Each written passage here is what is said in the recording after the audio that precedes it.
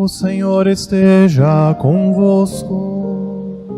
Ele está no Meio de nós. Proclamação do Evangelho de Jesus Cristo, segundo Lucas. Glória a vós, Senhor. Naquele tempo, os publicanos e pecadores aproximavam-se de Jesus para o escutar. Os fariseus, porém, e os mestres da lei criticavam Jesus. Este homem acolhe os pecadores e faz refeição com eles. Então Jesus contou-lhes esta parábola. Um homem tinha 2 filhos. O filho mais novo disse ao pai: Pai, dá-me a parte da herança que me cabe. E o pai dividiu os bens entre eles. Poucos dias depois, o filho mais novo juntou o que era seu e partiu para um lugar distante. E ali esbanjou tudo numa vida desenfreada. Quando tinha gasto tudo o que possuía, houve uma grande fome naquela região e ele começou a passar necessidade. Então foi pedir trabalho a um homem do lugar, que o mandou para o seu campo cuidar dos porcos. O rapaz queria matar a fome com a comida que os porcos comiam, mas nem isto lhe davam. Então caiu em si e disse: Quantos empregados do meu pai têm pão com fartura, e eu aqui morrendo de fome? Vou-me embora, vou voltar para o meu pai e dizer-lhe: Pai, pequei contra Deus e contra ti. Já não mereço ser chamado teu filho. Trata-me como a um dos teus empregados. Então ele partiu e voltou para o seu pai. Quando ainda estava longe, seu pai o avistou e sentiu compaixão. Correu-lhe ao encontro, abraçou-o e cobriu-o de beijos.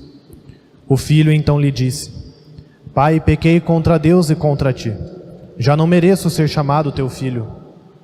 Mas o pai disse aos empregados: Trazei depressa a melhor túnica para vestir meu filho, e colocai um anel no seu dedo e sandália nos seus pés. Trazei um novilho gordo e matai-o. Vamos fazer um banquete, porque este meu filho estava morto e tornou a viver. Estava perdido e foi encontrado. E começaram a festa. O filho mais velho estava no campo. Ao voltar, já perto de casa, ouviu música e barulho de dança. Então chamou um dos criados e perguntou o que estava acontecendo. O criado respondeu: É teu irmão que voltou. Teu pai matou o novilho gordo porque o recuperou com saúde. Mas ele ficou com raiva e não queria entrar. O pai, saindo, insistia com ele. Ele, porém, respondeu ao pai: Eu trabalho para ti há tantos anos, jamais desobedeci a qualquer ordem tua, e tu nunca me deste um cabrito para eu festejar com meus amigos. Quando chegou esse teu filho que esbanjou teus bens com prostitutas, matas para ele o novilho cevado. Então o pai lhe disse: Filho, tu estás sempre comigo, e tudo o que é meu é teu. Mas era preciso festejar e alegrar-nos, porque esse teu irmão estava morto e tornou a viver, estava perdido e foi encontrado. Palavra da salvação. Glória a vós, Senhor. Meus irmãos e irmãs, o 4º domingo da Quaresma se reveste sempre de uma extraordinariedade. Hoje o padre se reveste de rosa, hoje a igreja toda se reveste de rosa porque nós celebramos o domingo da alegria. Alegria porque nós estamos, como nós sabemos, já nos aproximando da Páscoa. Falta pouco para celebrarmos a Páscoa. Alegria porque nós estamos próximos de ser libertos. Alegria porque nós estamos próximos de ser tirados da escravidão. E aí vocês podem me perguntar: mas eu não sou escravo? Sou livre? Estou aqui na igreja de livre, espontânea vontade? Não tenho correntes nos meus braços, não tenho correntes nos meus pés? Mas nós somos escravos. Infelizmente escravos daquilo que nós escolhemos ser escravos. Nós somos escravos do pecado. Nós somos escravos dos nossos erros. Somos escravos das nossas faltas. Somos escravos dos nossos limites, escravos da nossa humanidade. Nós somos sim escravos e precisamos nos alegrar porque a nossa salvação está próxima. Alegrar porque o próprio Senhor ressuscitado, esse que vai morrer na cruz, vai ressuscitar por amor a nós. E essa sua morte também nos dá libertação. Essa sua morte quebra as correias dos nossos pecados. E vejam que bondade. Jesus não precisava fazer isso conosco. Afinal, fomos nós que escolhemos, né? O pecado somos nós que escolhemos. Nós escolhemos cair nas tentações da vida. Nós escolhemos nos acorrentar ao maligno. Mas Deus é bondoso, Deus é amoroso, Deus é amigo, Deus é próximo. Deus é a alegria, Ele traz alegria para a nossa vida, porque Ele escolhe nos libertar. Ele escolhe morrer dessa maneira tão humilhante na cruz. Ele escolhe ressuscitar, Ele escolhe nos salvar. Por isso que hoje nós celebramos esse domingo da alegria. E aí podemos fazer outra pergunta: temos motivos para nos alegrar hoje? Passando por tantas dificuldades, passando já por 2 anos de pandemia, vendo as guerras que assolam o mundo, nós temos motivos para nos alegrar hoje?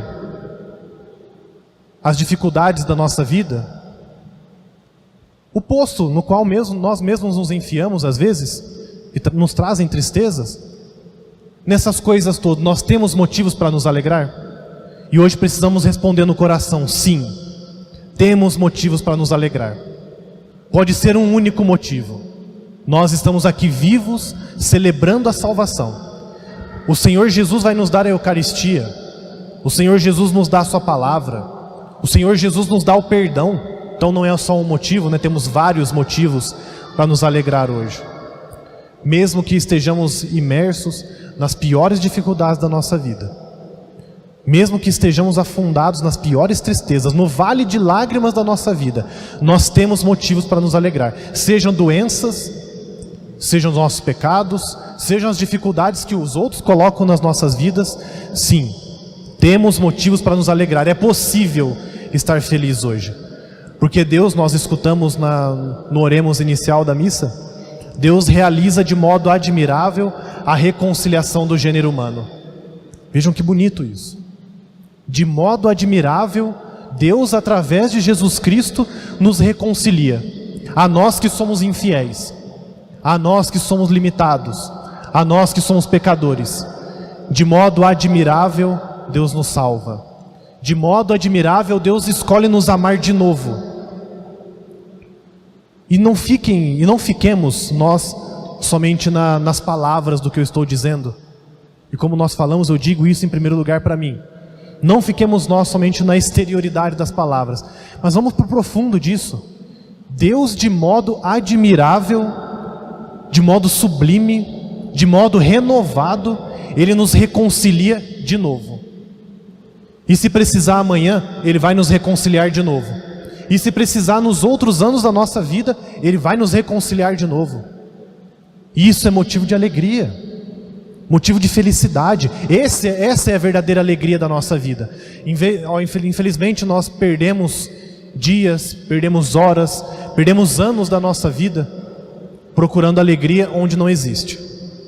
Às vezes procuramos alegria no pecado, e aí o pecado nos aprisiona. Às vezes procuramos alegria na vida das pessoas, e as pessoas nos aprisionam. Às vezes nós procuramos alegrias nos nossos egoísmos, e aí ficamos presos na nossa autorreferência, olhando para o nosso próprio umbigo. Esquecemos que existe um mundo, esquecemos de que existe um Deus, e esquecemos de que é em Deus que nós devemos buscar felicidade verdadeira.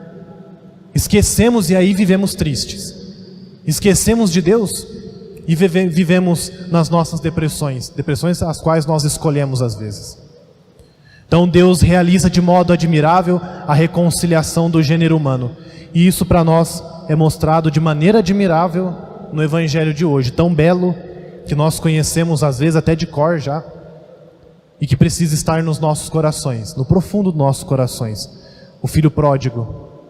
Hoje nós somos o filho pródigo, filho que erra, filho que se acha melhor do que o pai, filho que acha que sabe mais do que o pai, filho que acha que pode esbanjar as coisas que não são dele, filho que escolhe se afastar do pai. Somos nós.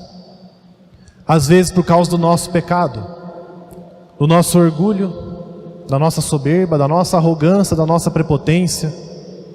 Às vezes nós olhamos muito para cima e não enxergamos Deus, mas olhamos para cima achando que o nosso ego é a única coisa acima de nós. E aí nós nos afastamos de Deus. Nós somos esse filho pródigo. E vejam, e eu sempre bato nessa tecla, o pecado é terrível porque nós escolhemos pecar. O pecado nos destrói porque nós escolhemos. Por isso é tão terrível nos afastar de Deus. Por isso é ruim ser o filho pródigo num primeiro momento. Achamos que temos direito a muitas coisas. Achamos que podemos viver longe de Deus e nos afastamos. Esse é o pecado. Por mais que nós estejamos sempre aqui perto dele, por mais que nós recebamos a comunhão todo final de semana ou todos os dias, por mais que eu seja padre, por mais que nós estejamos aí há 40, 50, 60 anos participando da igreja, todos os dias nós nos comportamos como esse filho pródigo. Achamos que somos muito, achamos que temos muito, que sabemos muito, e aí nos afastamos de Deus. Tomemos cuidado com isso. O pecado do orgulho nos cerca todos os dias. O pecado nos cerca todos os dias. E como São Pedro diz, e eu já disse isso para vocês, o pecado rodeia como um leão a rugir, procurando a quem devorar. O diabo rodeia como um leão a rugir, procurando a quem devorar. Precisamos resistir-lhe firmes na fé. Nosso orgulho nos rodeia. Nossa arrogância nos rodeia. As tentações do mundo nos rodeiam todos os dias. Precisamos ser firmes. Precisamos saber que só perto do Pai nós encontramos felicidade. Só perto do Pai nós encontramos alegria. Nada de bom existe longe do Pai. Nada de bom existe longe de Deus. O pecado pode parecer muito legal no primeiro momento. Os prazeres da vida podem nos dar alegrias momentâneas. Mas as coisas passam. Tudo passa. Só Deus fica, só Deus permanece, só Deus basta. Não caiamos nesse erro. Resistamos às tentações, resistamos ao mal. Não tenhamos medo de fugir do pecado. Já disse isso para vocês algumas semanas atrás. Não é covardia, é inteligência. Fujamos do pecado. Nesse caminho longe de Deus, nós encontramos às vezes uma vida dura, uma vida difícil, né? Mas o arrependimento precisa também nos encontrar. E o arrependimento, infelizmente, acontece muitas vezes quando nós já estamos no fundo do poço. Infelizmente é assim. Quando nós já estamos nas piores tristezas da nossa vida, o arrependimento bate no nosso coração. E que bom que o arrependimento vem. Que bom que Deus ainda nos dá tempo de arrepender-nos.